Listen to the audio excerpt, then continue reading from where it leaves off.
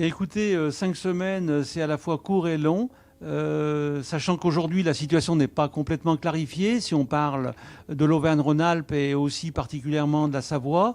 Nous avons un adhérent, les transports Fustinoni, qui effectivement a le matériel suffisant à réapprovisionner, à remettre en logistique les moyens nécessaires à l'approvisionnement des stations, l'approvisionnement aussi des transporteurs qui sont équipés, sachant qu'effectivement il aura été sollicité des approvisionnements jusqu'à Fos-sur-Mer, au détriment du point de ravitaillement qui est celui essentiel de Feyzin. Feyzin ayant été effectivement un point très dur. On a eu des heures parasites importantes, de perte de temps, de recherche, etc., d'organisation au niveau des bureaux d'exploitation. Donc tout ça, il faut donner le maximum d'éléments au conducteur, sinon il se retrouve un petit peu perdu, même si aujourd'hui il est connecté de manière régulière, ce qui tend quand même un petit peu, crée une véritable tension dans le métier. Il n'y en manque déjà pas, sachant que la conduite est une tension importante. On dit qu'il manque de carburant, mais il y a quand même beaucoup de gens qui roulent beaucoup, et on s'aperçoit que la circulation est pour autant compliquée.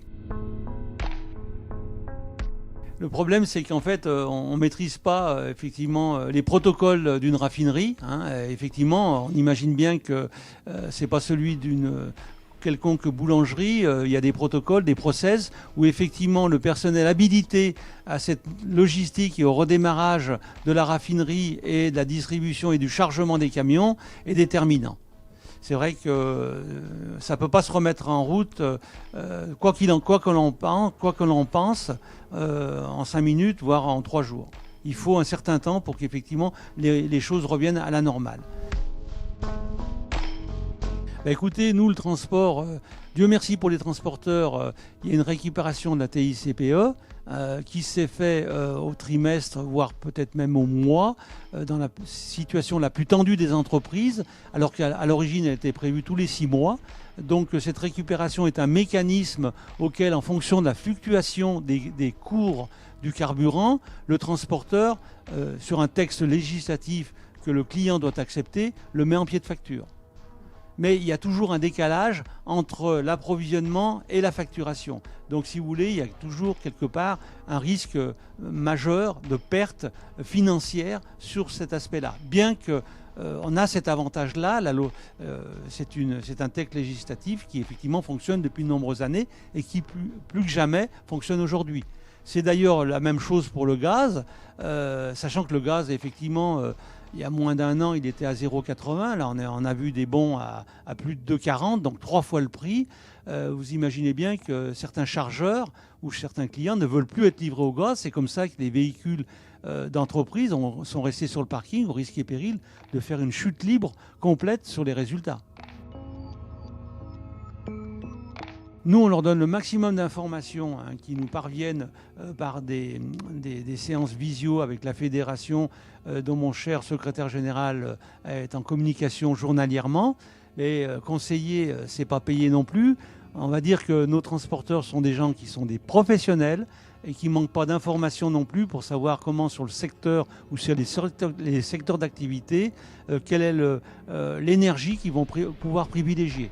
Donc aujourd'hui, c'est vrai que certains se sont mis à se diversifier quant à des investissements importants. On parle de gaz, où nous, on a porté une certaine orientation à ce que les transporteurs aillent vers le gaz.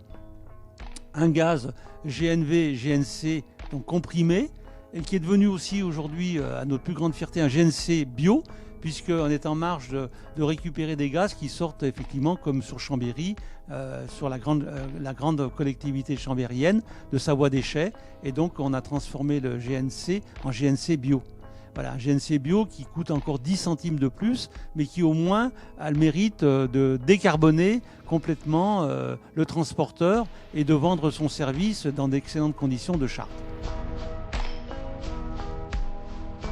C'est une question que j'ai abordée avec nos deux préfets qui m'ont dit qu'effectivement il n'y avait pas de solution miracle.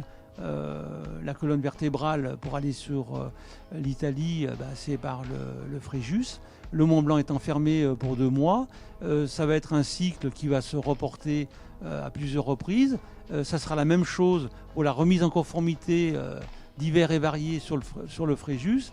Bien évidemment que c'est une inquiétude, puisque comme je le soulignais à nos préfets, ils ne sont pas sans savoir qu'effectivement ça fait 2000 véhicules de plus par jour sur une VRU qui est une voie rapide urbaine et qui n'est pas un autoroute interfrontalier. Bien évidemment que tout ça engendre à la fois des coûts supplémentaires qui sont sur l'énergie, au même titre que sur les heures des conducteurs.